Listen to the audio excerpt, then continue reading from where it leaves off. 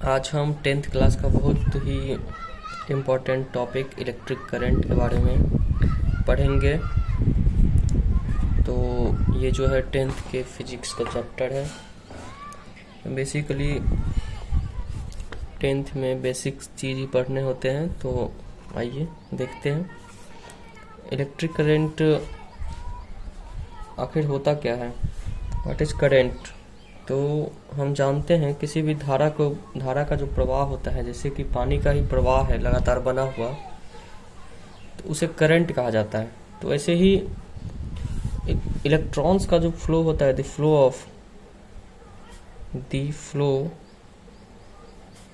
Of electrons is known as the flow of electrons in closed circuit. किसमें? Closed circuit में electron के flow को क्या कहते हैं? Electric current.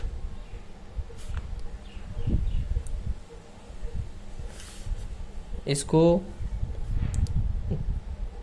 हर जगह ऐसे आप लोग देखते होंगे, बहुत सारे जगह एक बैटरी बना के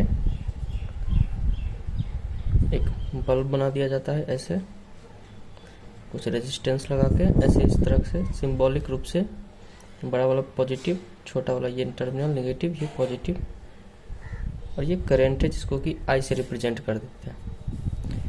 तो बेसिकली करंट का फ्लो एक क्लोज्ड पाथ में होता है। जब all wire in to end connected हो तो हम कह सकते हैं कि इलेक्ट्रिक करंट वहाँ पे फ्लो कर रहा है, यानी कि क्या इलेक्ट्रॉन फ्लो कर रहा है।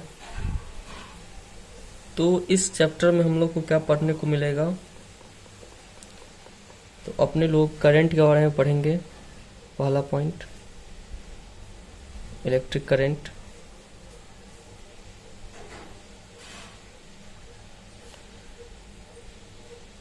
इसके लॉ, कौन कौन से लॉ है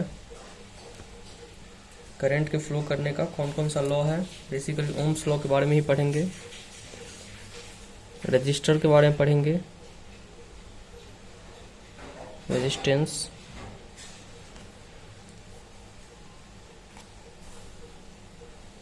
तो मेनली यही तीनों पॉइंट्स है, और कुछ कुछ हीटिंग इफेक्ट वगैरह के बारे में पढ़ेंगे।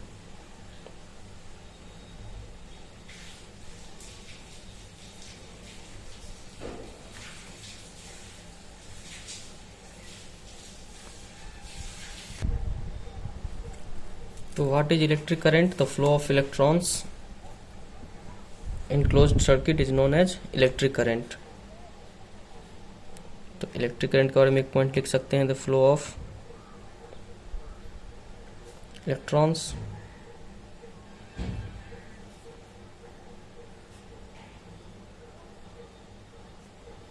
इन क्लोज्ड सर्किट।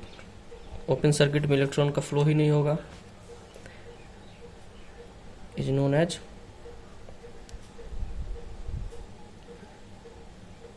Electric current. दूसरा बात क्या होता है, ये जो इलेक्ट्रॉन का फ्लो होता है तो ये इस डायरेक्शन में होगा, करंट के हमेशा उल्टी डायरेक्शन में। The flow of electrons is always opposite to the flow of current। अगर हम कहें कि करंट इस दिशा में है, ऐसे करंट घूम रही है, तो इलेक्ट्रॉन्स ऐसे जा रही होगी, नेगेटिव टर्मिनल से निकल के पॉजिटिव टर्मिनल्स की ओर।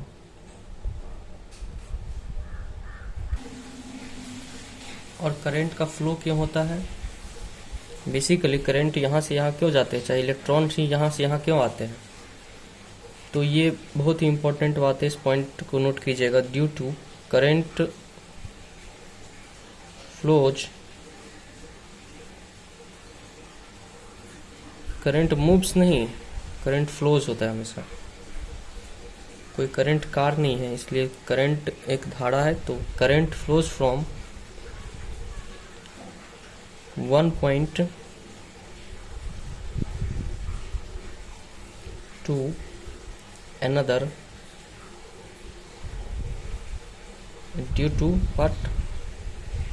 Due to electrical potential difference।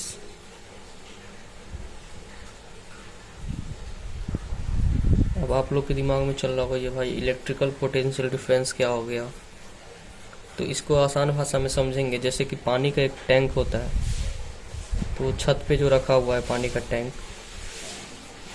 पानी भरा होता है वहाँ पे, तो ऊपर से नीचे से तो मोटर लगा के पानी को ऊपर अपने लोग भरते हैं, लेकिन ऊपर से नीचे क्यों कैसे आता है, तो सिंपली एक पाइप लगा देते हैं अपने लोग, तो क्या होता है पानी ऊपर से नीचे की ओर फ्लो करेगा।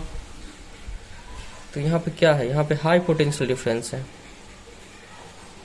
हाई पोटेंशियल है, यहाँ पे लो पोटेंशियल। तो कोई भी चीज़ अगर हाई पोटेंशियल पर है, यानी कि उसके पास हाई एनर्जी है, तो ऑटोमेटिक बिना किसी फोर्स के, बिना किसी एनर्जी खर्चा किए हुए वो चाहेगा अपने लोग उसको लो पोटेंशियल पे लेके आ सकते हैं। तो सिमिलरली करंट में भी यही होता है, जहाँ पे भी करंट जनरेट होता है, यानी कि बैटरी मान के चलो आप, बैटरी में क्या होता है, करंट स्टोर रहता है in form of what, potential energy. तो जब इसी को हम वायर से कनेक्ट करेंगे, इसी को वायर से कनेक्ट कर देंगे, तो यहाँ पर हाई पोटेंशियल है, यहाँ पे पॉजिटिव टर्मिनल पर क्या है, हाई पोटेंशियल है, और ये बल्ब यहाँ पे लो पोटेंशियल है। तो ये हाई पोटेंशियल से लो पोटेंशियल की तरफ एनर्जी का लगातार क्या होगा, इलेक्ट्रॉन्स का फ्लो होगा, तब तक फ्लो होगा कि जब तक दोनों का सेम ना हो जाए पोटेंशियल। सिमिलरली क्या होता है, पावर ग्रिड स्टेशन वगैरह में, वहाँ पे पावर सप्लाई होता है, पावर सप्लाई, तो वहाँ पे बहुत ही हाई पोटेंशियल होता है, हाई पोटेंशियल। तो वहाँ पे हाई पोटेंशियल से पोटेंशियल वायर के थ्रू, हाई टेंशन तार के थ्रू हम लोग के घर तक, इंडस्ट्री तक, फैक्ट्री तक क्या होता है कि इलेक्ट्रिसिटी को पहुँचाया जाता है। तो करंट को मापा किस में जाता है, तो एम्पियर में। Current, electric current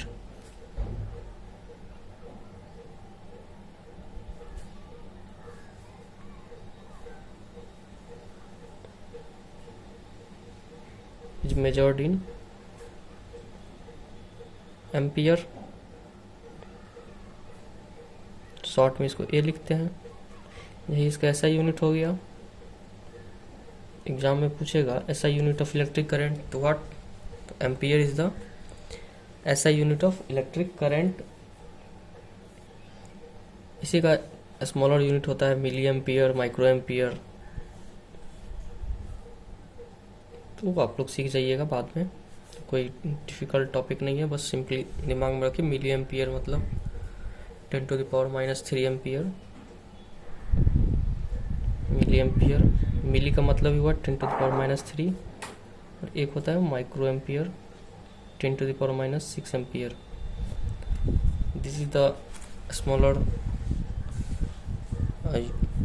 quantity of electric current,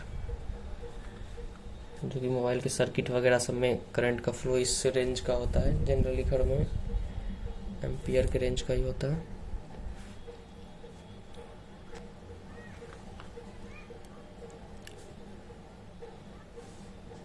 electric current is represented by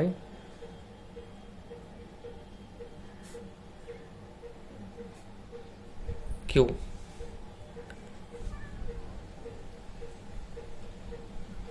Sorry, I.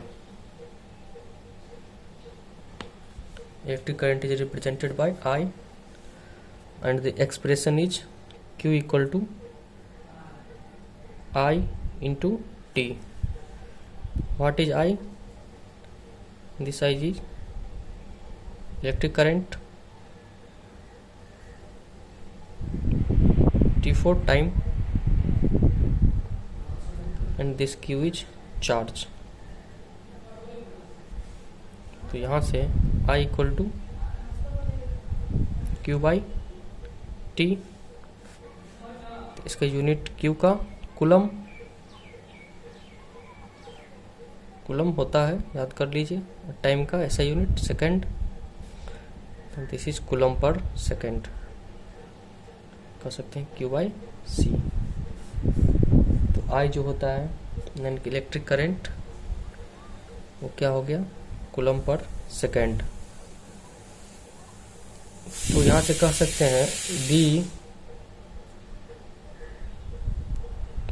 यहाँ से कह सकते हैं ना, 1 कूलम चार्ज 1 सेकेंड में अगर फ्लो कर रहा है जैसे सेकेंड, 1 कूलम चार्ज 1 सेकेंड में किसी सर्किट से फ्लो कर रहा है, then the current is 1 ampere. Formula से ये बहुत इंपॉर्टेंट पॉइंट है, इसको दिमाग में सेट कीजिएगा। The current in the, current बोलेंगे तो यहाँ पे इलेक्ट्रिक करंट से मतलब है, the current in the circuit is called to be 1 ampere, means 1 coulomb को 1C भी लिख सकते हैं, 1 coulomb of charge means electric charge flowing in the circuit in 1 second। क्या 1 एम्पियर करंट है अगर सर्किट में, तो क्या कह सकते हैं हम कि 1 कूलम चार्ज फ्लो कर रहा है सर्किट में पर सेकंड। 1 कूलम चार्ज पर सेकंड सर्किट में फ्लो कर रहा है, तो करंट शो क्या कर रहा है, 1 सेकंड। Clear? Okay. Instrument use to measure current is ammeter. Instrument use to measure the electric current is ammeter, represented by, कैसे इसको दर्शाते हैं, ऐसे गोला बना के इसमें ए बना देंगे, क्या हो गया ए, इस सर्किट में जोड़ देंगे इसको क्या बोलेंगे, अमीटर। अमीटर क्या है, एक इंस्ट्रूमेंट है जो यूज्ड होता है करंट को शो करने के लिए। अब इतना डिटेल काफ़ी है 10th वालों के लिए, 10th बोर्ड में या फिर नॉलेज गेन करने के लिए भी अच्छा। अब इससे ज़्यादा ज़रूरी नहीं है कि whatever electric current is a vector quantity और स्केलर क्वांटिटी और टेंसर क्वांटिटी। तो basically electric current vector law of addition को फॉलो नहीं करता, इसलिए वो वेक्टर क्वांटिटी नहीं है। तो ये सब में जाने की बात आवश्यकता नहीं है आप लोगों को, ये इलेक्ट्रिक करंट के बारे में इतना सफिशिएंट है। तो अब हम लोग बात करेंगे इलेक्ट्रिक पोटेंशियल के बारे में, नहीं जहाँ से मेन करंट क्रिएट होता है। तो अपने लोग नेक्स्ट वीडियो में हम इलेक्ट्रिक पोटेंशियल पे वीडियो बनाएंगे, 2-3 टॉपिक पे 10-10 मिनट का वीडियो में कम्प्लीटली कवर हो जाएगा आसानी से। और लास्ट में हम लोग कुछ क्वेश्चन डिस्कस भी करेंगे, जिससे कि आप लोग का अच्छे से ये इलेक्ट्रिक करंट का चैप्टर कंप्लीट हो जाए। Okay, thank you.